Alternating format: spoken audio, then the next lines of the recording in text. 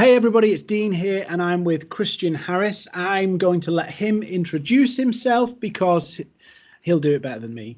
Uh, Christian, do you want to say hello to everybody and tell them a little bit about what you do? Hi everybody. Yes, Dean, I do know myself slightly better than you know me, so probably am best placed to do an introduction.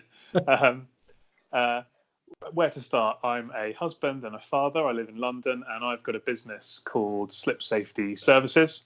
So we're a floor safety and cleaning business, and we help people to prevent slipping accidents, which are the biggest cause of accident and insurance claim in the UK. Okay, and I'm just going to really push it and see if you can tolerate this. How did you fall into that, Christian? You know, whenever anyone asks me about how did I get involved in this, I always use that same pun myself. So you've beaten me to it. So now I've got nothing to say because you've taken away my story.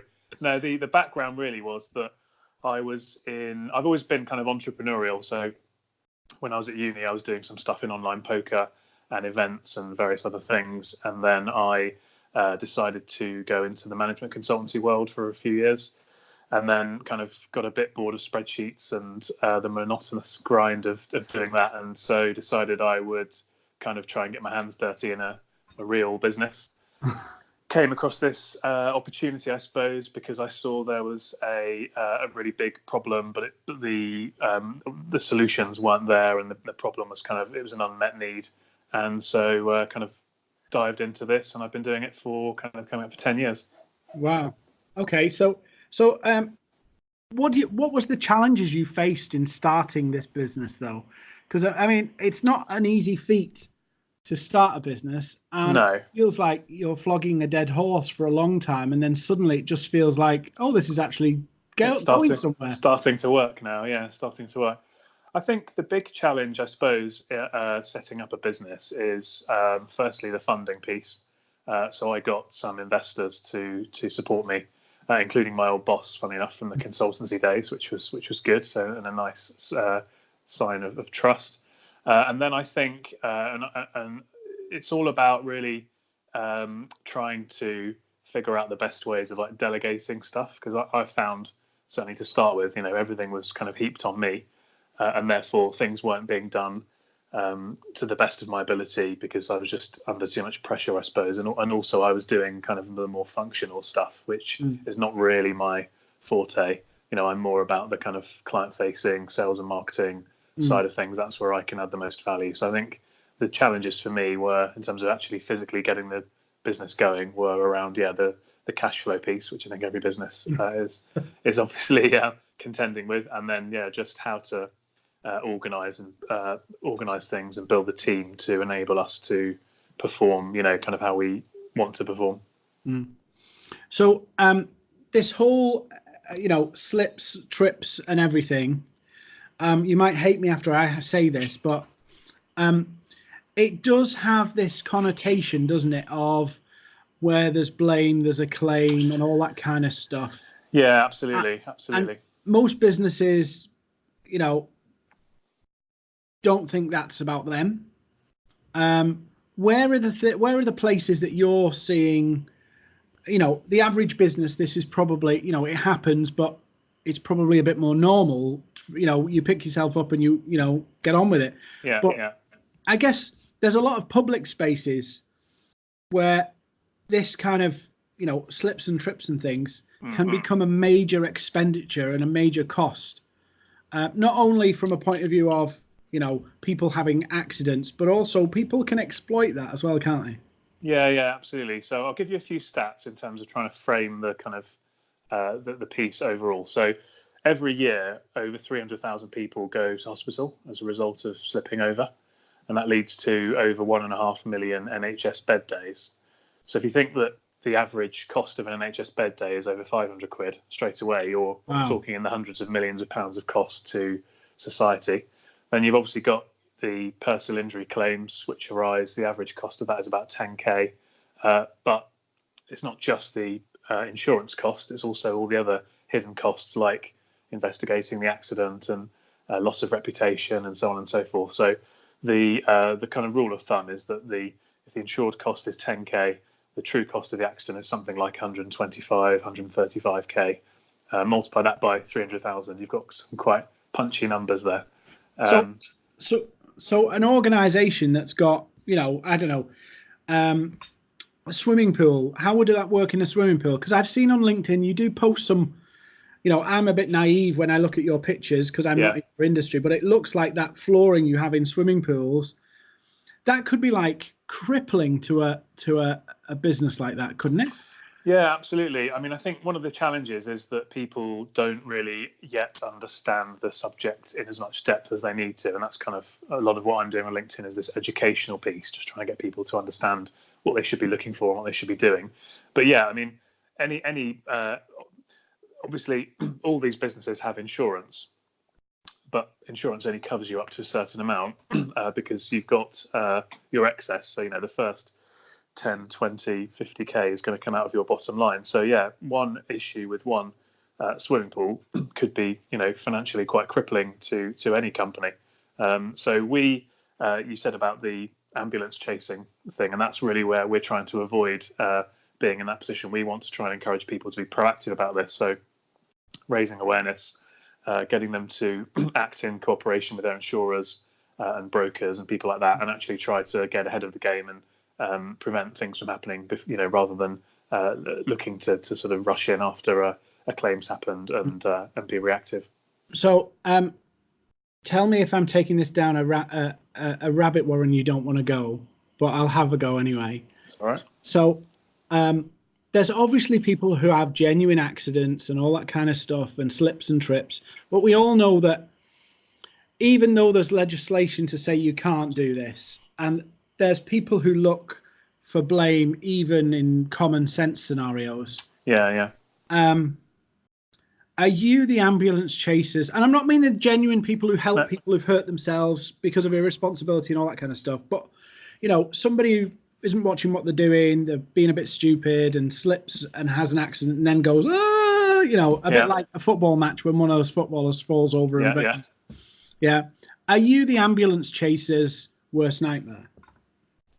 I suppose we could be, because the theory of what we try to do, or the state we try to get our clients in, is that they can document and prove that they're taking kind of beyond reasonable steps to avoid any accidents. So legally, if you can show that you've thought through the floor choice, thought through the maintenance, following out the procedures, etc., people do know that accidents will happen, and therefore, if you can show you've taken all these steps, you should be in a very good position to be able to defend claims.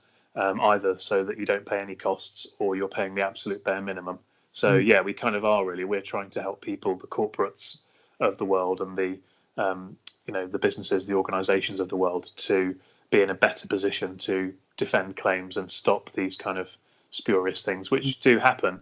I mean, there are businesses where, in the retail world, where it's kind of known in the industry that if you stick a sort of letter in and ask them for a few £100, they'll just send you a voucher or whatever, because they don't want that to kind of escalate and get out of control. So it is something that does happen. Send me a list of those people who give vouchers. I couldn't possibly say. Certainly not in a public forum. But yeah, I mean, unfortunately, lots of clients, not clients, but lots of corporates still are in a position where they haven't really taken the trouble to understand this well enough, and therefore they're getting stung by both these kind of totally spurious claims, but also people that are kind of that have had an accident, but they end up trying it on a bit. And so rather than being off work for 2 weeks, they're off work for 3 months. And it's kind of but if you haven't got the evidence to be able to prove that you've done everything that you reasonably could to prevent the accident, then you're in a quite bad position when it comes to trying to defend a claim. So just thinking about corporates and big businesses, and you've ventured into this world, you've got your investors on board, but you're relatively, you're doing a lot of work with big businesses, but you're a relatively small footprint of a business. Yeah. How do you find the prospect and process of engaging for new business with larger organizations? Is it easier, harder? Well, I think that it can be harder in that they have maybe layer upon layer of decision making. I think there's pros and cons to all of these things. We try where we can to kind of partner up with some sort of stakeholder that has a relationship already with the target prospect customer. So the insurance companies being a great example. If we can go in with their recommendation or even with them, together pitching something, then the prospect is kind of more open to sharing information and more open-minded to what we're doing. If I meet somebody at a networking event, or if I cold call somebody and I said, not that I'd say this, but I bet you have loads of slipping accidents, don't you? They put their barriers up straight away. Oh no, we don't have a problem with that. Whereas if you're going in there in a kind of constructive, consultative way, then that helps the conversation to go in the right direction. In terms of for me, it takes me pretty much as long to sell a solution into a single hotel as it would to somebody with 100 hotels, give or take, because actually they still need to see the same evidence. They're still making the same return on investment calculations. They still have the same conversations with their insurers. So our sweet spot is probably companies that have sites ranging from maybe half a dozen up to 100. Once you get over 100, it starts to be a bit more complicated, because then it's kind of decision by committee, which is always it was an interesting thing. But we tend to do most of the stuff we do is kind of brands that people have heard of, I guess. So do you think if somebody's watching this now and we haven't put them to sleep, hey, come on, that's a bit harsh. Well, it is me. I'm pretty boring when I get going. Oh no. Do you think it's easier? Do you think when somebody's starting a business and they go, oh, for an example, I can sell to these small businesses, and I'm not dissing small businesses in any way, shape, or form, but you just said there, it's sometimes it's a very similar sales process for, say, a small business as to let's say a mid-sized business. Yeah. The difference is that, in my view, if you've got the choice, and I don't mean this nasty to any small businesses, it's easier for a bit bigger of a business to appreciate the value of something. When a small business, for an example, in my old world, I used to run an agency, marketing agency, and I knew that to get a small business to go on a project that was, say, £500 a month was quite a big decision, because that's the price of their van, or do you know what I mean? Whereas a bit bigger business to commit to like £4,000 or £5,000 a month was a much more straightforward. What's the return on investment? What can we get for our money? If you had the choice, and I'm going to put you in a really tricky position here. If you had the choice, which would you go for, that middle business, or would you go for the smaller businesses? I'd go for the kind of the mid-sized businesses personally. I think you're right that it is easier to get 5k out of a bigger business than 500 out of a smaller business, albeit because it's all proportional, isn't it? Albeit I suppose once you get to bigger numbers. I mean, I was chatting with somebody the other day about an investment that a mutual acquaintance had made that was 100 grand or something that had gone down the toilet, and this guy is a multi-millionaire, I believe, and so yes, he can afford 100 grand. But as I said to this other guy, 100 grand is still 100 grand. It doesn't matter how much money you've got, it's still 100 grand. Whereas 10 grand for that person, it probably is a bit of a drop in the ocean. So I think it does depend. Pretty big, then obviously it is a different kind of conversation. I mean, I think that medium-sized businesses are always going to be that little bit more sophisticated than a one-man band or a very small business, and so particularly with the kind of niche that I'm in terms of risk management of things, they are going to be perhaps a bit more able to think about that in a more strategic kind of way. But I'm sure that's the same with marketing or with any kind of service as well. I think the bigger you get, you've got a bit more space and headroom to kind of think things through and take a step back. And because I guess if you're the MD or the CEO or whatever you call it of that mid-sized business, you're hopefully working on the business, not in the business. Whereas when your head's down and you're working in the business and you're doing everything, and you 500 quid, it's it's a big amount of money, and you can't really sit back and think, well, what's the benefit of this in the long term? But the effort to sell 500 quid and 5,000 quid is probably the same, would you say? Yeah. I think that's probably true. Yeah. Certainly in things that I've sold in the past, yeah, I would say that it takes as much. I think 5 million quid is a different thing, but yeah. 5 grand and 500. Yeah, it's a bit like the saying when you borrow money from the bank. I don't know whether you've heard this. If you ever borrow money from the bank, if you owe the bank 10 grand, they own you. But if you owe the bank 10 million, you own them. Yeah. Yeah. But just coming to your business, because I want to ask you some questions, and you might think, oh, I don't know how to answer them, in which case tell me not. Were you afraid when you ventured out and started your own business? Were you worried? I was a little bit worried. Not so much that it would totally tank, but just worried about the kind of pressure and stuff. Because I cope all right with pressure, but in certain cases, I think pressure, I'm kind of prone to procrastinate a little bit. But it's actually been really good for me doing this, because I've started making decisions, I think, much more quickly and better, and starting to, for example, I would be one of these people that would be poring over a website for hours on end, or a letter or whatever. Whereas actually now it's kind of, right, don't let perfect be the enemy of good. Good and done, good and finished is better than perfect in draft. So I think that's been helpful to sort of move me on, and I think as a kind of a business leader, I'm in a much better place now than I was. So I think that, I wouldn't say I was scared of failure, but I think that there's always that kind of can I deliver it? Can I do it? From a personal perspective.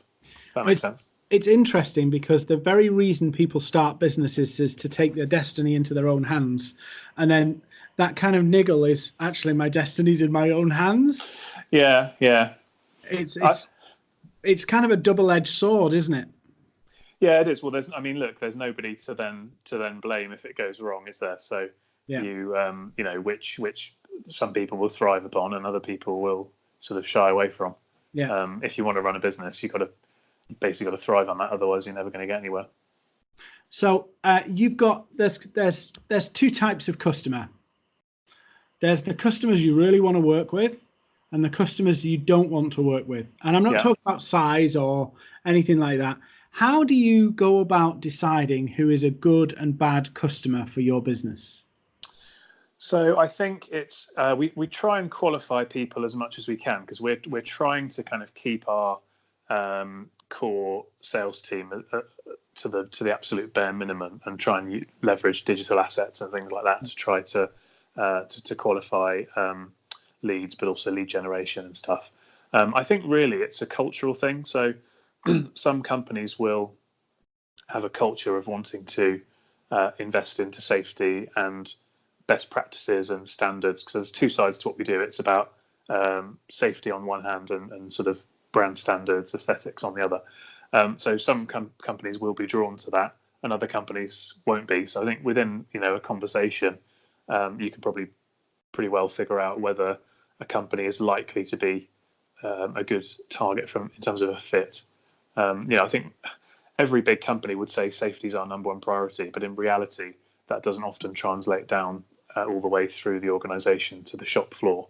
So sometimes it takes a little bit longer to figure it out, but broadly speaking, we can get a pretty good idea within one conversation as to whether it's a goer or not, or it's worth investing time into. I think that's really important for any business, because particularly if you've got something that is a service-led proposition and it's a relatively costly thing. It's not like you're selling a biro for 99p. If the sales cycle is going to take some time, you need to be quite harsh with yourself to figure out fairly early on, is this going to go anywhere or not? Because if it's not, why waste your time? There's plenty of other fish in the sea. Yeah, and it is sometimes if you're dealing with a big high value sale, you don't want to let it go, but at some point you have to say they're a tire kicker, they're the wrong fit. Yeah. And it's hard saying no to or letting what looks like a juicy prospect go. But it's a bit like when I took on some investment, 48% of a company that's worth X is worth a lot more than 100% of a company that's worth nothing. Yeah. So you just have to be pragmatic, don't you? I'm a fairly pragmatic kind of guy, so I think you just have to roll the punches. As long as you're in the right kind of sectors and the right business that there is a nice large addressable market there for you. You can't win everything, so you just have to move on and try and have your time spent talking to the people that are likely to pay you some money. So if you were, this is a cheesy question, but I'm going to ask it, and then I'm going to ask you for your summary pitch of what your business does. Let's assume I'm your ideal client. You'd probably run a mile if I was your client, but never mind. What, out of your business journey so far, what would you tell a 20-year younger than, hang on, I can't even say that. What would you say to yourself if you were 20 years younger? Stop shaving your head. No. I think I would. Did you really shave your head? Yeah, I did. Wow. I shave my head, but not because I want to, because otherwise I don't. Weird fuzzy. Yeah.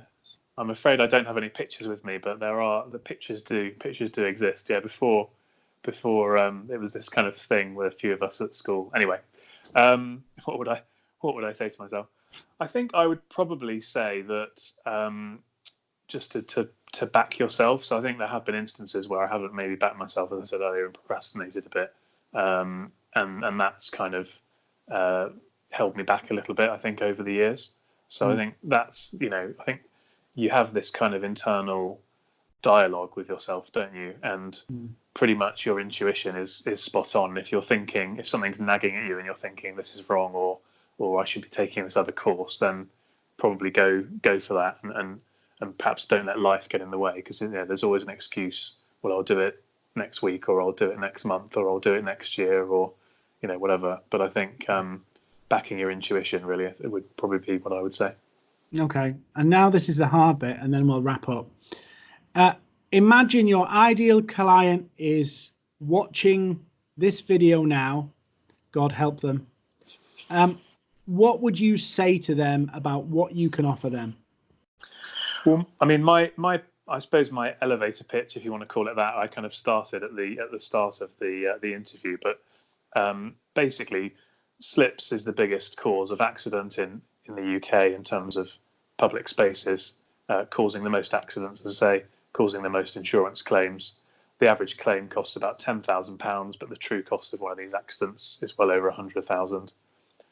We partner with insurers, brokers, floor suppliers, FM companies, and other stakeholders to kind of raise awareness of the seriousness of the issue, but also some of the solutions that are available. And typically, where we work with clients, they see a 50% or greater reduction in their accidents, and therefore seeing fewer people getting hurt, fewer costs, fewer claims, etc. So, if you are a business that does have either a proven history of having these kinds of accidents or the potential for having them, we can save you a lot of money. You are the man. Exactly. Well, just before I go, I want to ask you, is that your car in the background?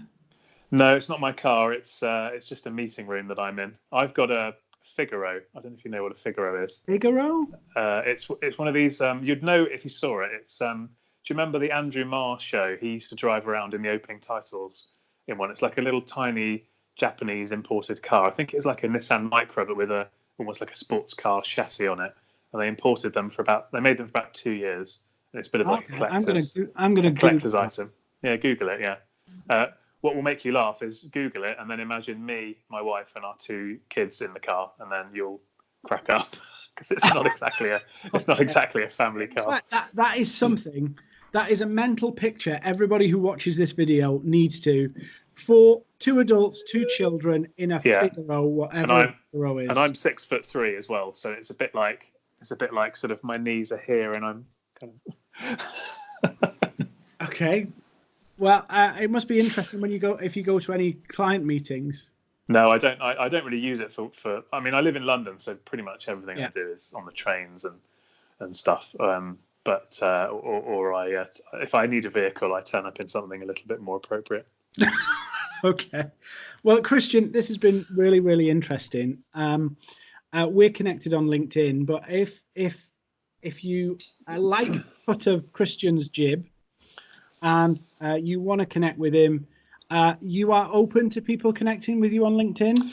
Yeah, absolutely. Yeah, absolutely. LinkedIn's a great place because, as you mentioned, I'm doing kind of content pretty much every day, so you can kind of get the gist of what we're doing. And I'm very active on there every day. So yeah, it's a good place to communicate. Awesome. Well, Christian, the sun is shining here. I don't know about in London. Yes, So it is. Yeah. I'm going to disappear and I'm going to enjoy a weekend at the beach. Good. Oh, well, I don't blame you. Have a good time. One of the benefits of working around the country but living in Cornwall. Yeah, I mean, I have to say Cornwall's a beautiful place, so I'm a little bit jealous. But then London's great as well. Lots to do. I love the bustle and the pace of London. I think it's an incredible vibe to be in. It's like when you go to America and you go to like somewhere like New York and suddenly the scale of things change. Yeah. London's exactly the same. Yeah. And it's like it's different. Yeah, I think I'd probably, for the foreseeable future, struggle to kind of leave London now because I'm kind of used to having everything at my fingertips. Grew up in the countryside, but I'm kind of a London boy now, I suppose. Cool. Right. Well, it's been a pleasure having you, Christian. Thank you, Dean. Follow Christian. Check out his content on his LinkedIn. But Christian, it's been a pleasure. Thanks, Dean. Cheers.